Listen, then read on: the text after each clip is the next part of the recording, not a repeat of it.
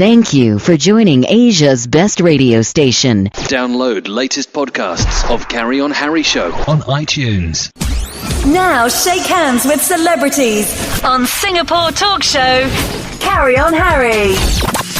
Inviting music composers, producers, artists on board on Carry On Harry Talk Show for connecting you to worldwide audience. Write to Harry Johal at carryonharry.com or visit www.carryonharry.com for more details. Hi friends, welcome to yet another show with your talk show host Harry Johal. Today we are going to invite a book author from US, Mr. Tom Ufert, who has written a book titled Political Crap.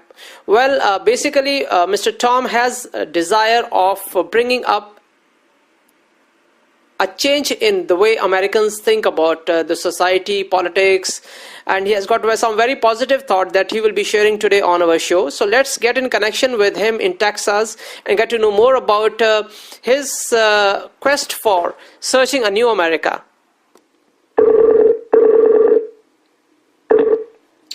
Good evening. Good evening, sir. How are you doing? I'm doing fine, Harry. How are you, sir? I am perfectly fine, Mr. Tom. And, I was going through the synopsis of your book on Amazon. And I think you have got some very good objective, in bringing and uplifting the mindset of Americans through your book. Thank you very much. That was my intention. Yes, sir. Tell us a little bit about, what basically you want the message to reach, after people read Political Crap, which is your book, which has just been released a while ago. Yes, sir. My goal was primarily to inspire the American voters to become informed. That the theme of the book is get informed and get involved. Mm-hmm. And the goal was to inspire them for the midterm elections, but in the long term, create this entire mindset that to make changes that this country definitely needs, they would have to start with the midterm elections and carry it through to the 2016 presidential elections. Well, so why do you think that, so far this issue has not been resolved? Like, President Obama, when he campaigned, there was a message of, change. He insisted on this word change. And why every time we want to bring a change, why can't we just sit, across the table and, draft out a policy which is more towards, uplifting the life and, of each and every American, or, in a way in which directly also influences the world? Well, Harry, I'm convinced that America's present leadership class is more concerned with re-elections and keeping their jobs than they are with inspiring and being leaders. We now have in the United States the two political parties, the Democrats and the Republicans, that, as one of my former mentors, Louisiana Governor Buddy Roemer, once said when he was running for president in 2012, he said both political parties are attached at the wallet, and they have been so overwhelmed by big money in the elections and the influence of special interests that they no longer can focus properly on the needs of the people and the direction of the country. What we need now are leaders who are leaders. They're not what I call career politicians. And that has been an overwhelming trend in this country for the last several years. And I think it needs to change. So do you have any specific, idea, to bring out this change where, the voting still has to go through a channel of, the capital? Since now we have grown up with technology, why do you think that we still need to invest so much of money into having a publicity campaign of designing posters and putting up rallies when technology has really changed? If a song recorded in a studio can reach millions of listeners worldwide, why can't election campaigns be done just online, and rather than going in for all this kind of things that has to be advertised in media platforms like television, radio, newspapers, which ultimately escalates cost of running an election, and at the same time is more time consuming. I agree completely. And that's the reason in my book I advocate major reforms in political campaign financing and major reforms as far as the need for reform of the electoral process. And I'm not advocating violent change or anything like that, but what I'm advocating is the citizens unite together and we go on a nationwide campaign. Now take, for example, in Great Britain. Great Britain has limits on the amount of money that politicians can spend on their elections. Correct. I think the same thing should be here. I also think that in this country we need full-scale public financing of the elections so that every candidate has equal airtime and that it is a budgeted amount of airtime so that your mass media corporations don't lose out on profits, but at the same time it's an equitable amount of airtime for all politicians. Now in this country, and I've worked on 11 political campaigns, the American people like what we call pressing the flesh. They like to meet their politicians and their candidates. And that's very important. And you see a lot of that in states like Iowa, New Hampshire, etc. But as you say, with mass media and the internet and social media as we have today, I mean, look at the people in Egypt. They completely overthrew a tyrannical regime using the internet. And I don't see why the American people can't be more informed. And that, I mean, my whole book was written from information off the internet. And I wrote it for that reason and in that method so that I could stress to the American people, the information's out there. There's no reason why you can't find it. It just takes time and diligence.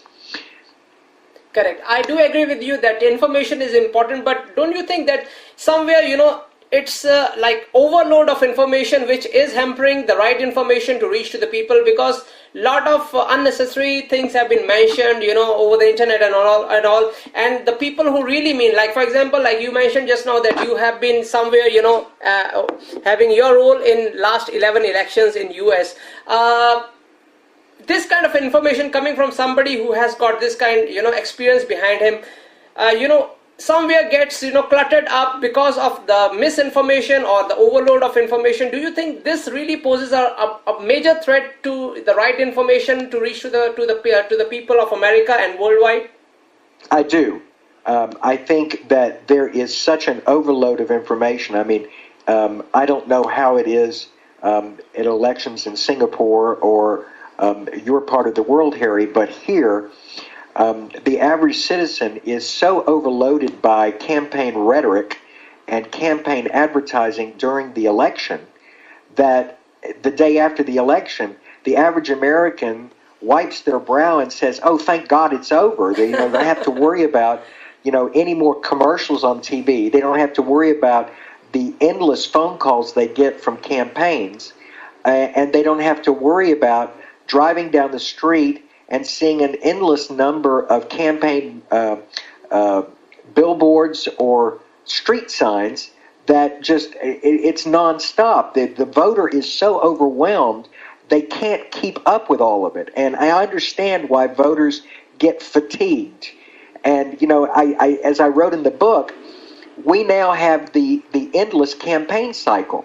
I mean, 2014 midterm elections were not even over, and now we're already talking about the 2016 presidential election. And it's an endless campaign cycle, and the voters become fatigued. And what that causes is apathy. Correct. So, sir, tell us something about, your experience of, writing political crafts, like after you decided that you have to write a book of information, what all things were in your mind that you really wanted to, summarize in this book?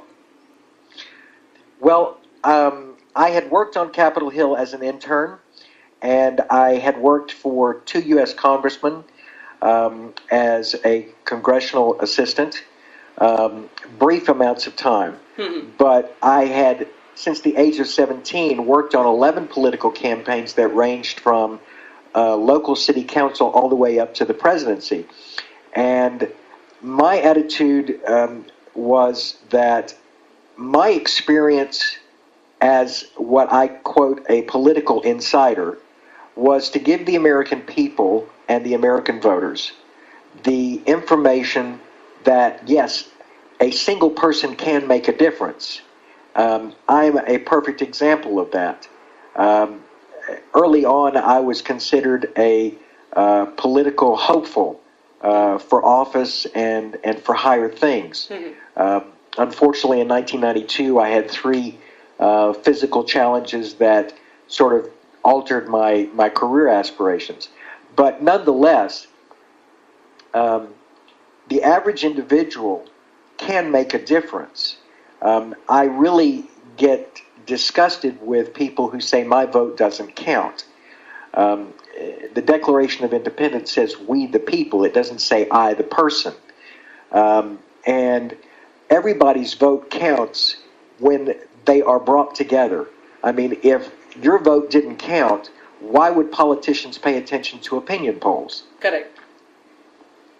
Correct. I do agree. And so while you were writing this book, apart from, the surveys that normally, are published in newspapers and magazines, what other, things did you really research? Did you see and write the book from the public perspective, how public, thinks, and did you try to, dig deep into the minds of people while you were, penning down your thoughts about, the political scenario in US?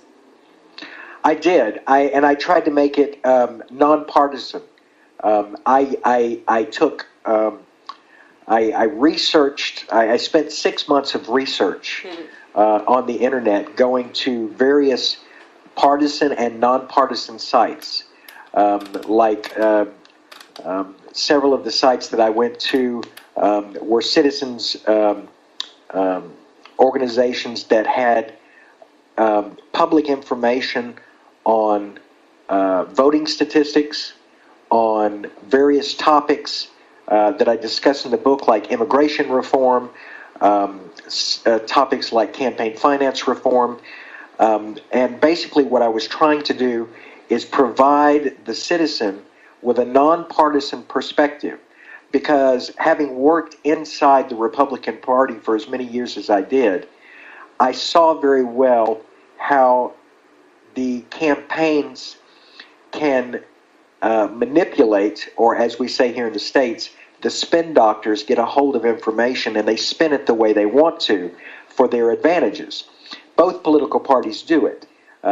And what the voter needs to know is that to be informed and involved, you need to take everything you hear from a campaign with a grain of salt. When a candidate opens his mouth, you have to expect them to be speaking out of both sides of their mouths. It never seems to amaze me when, and this is another thing that I plan on doing a blog report here sometime in the near future, is why can't candidates answer questions? They are constantly moving around the topic, and they never can give you a yes or no answer. And the American people, that's what they want. They want answers to their questions, and they want solutions to their problems. But the political parties are so busy spinning things to their advantage that the voter becomes confused, and they become frustrated, and they throw their hands up and say, why should I bother? Correct. And how are you going to, gauge the success of the book?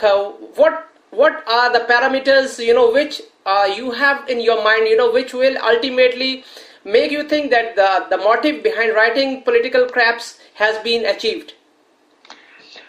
I'm hoping that my real goal for the midterm elections was hoping that midterm elections in the United States are historically low voter turnout. In political science and campaigning, we call it GOTV, get out the vote. And my goal was to inspire people to get informed and get involved and actually go to the polls with um, their minds open and the information in their hands that they could make informed decisions about the candidates that they were having to choose. Unfortunately, the midterms were one of the lowest midterm elections in American history, and it didn't resolve the crisis. We now still have divided government. We still will have dysfunction. Even though the Republicans control both houses of Congress, we still have the Democratic president. And they, as soon as the election was over, they drew lines in the sand and immediately started bickering with each other, just like they did before the election. So when you say the parameters of success, I'm hoping that people will pick up the book and they'll see that the same topics and issues that were important in the midterm elections are carried over, and they continue to be relevant as we lead into the 2016 election. Now, this becomes more important. Presidential elections tend to have a higher voter turnout. And I'm hoping that voters will see this is a momentous election. I am firmly convinced that the 2014 midterms and the 2016 presidential elections are crossroads in American history, and I'm convinced that these two elections will basically decide the future of this country and its success or failure in domestic and international affairs for years to come, depending on who the voters decide to elect. And they have to use informed decisions to decide who's going to best suit the country and give us a vision for the future, not just a campaign slogan or the candidates' talking points. We need a president or a candidate with a vision for the future. And the only way the voters are going to be able to decide who that is if they carefully review the candidates, what they stand for, and they hold them accountable to that. Well, Mr. Tom, I think that, the motive behind writing up this book is quite, genuine, and the way you have, expressed yourself, about this motive on my show, Carry On Harry, I really feel that, that this book should reach far and wide to the people, and the right kind of information from somebody like you who has been associated with electoral process for last 11 elections should reach to the audience. It was wonderful, sir, getting to know about your viewpoint.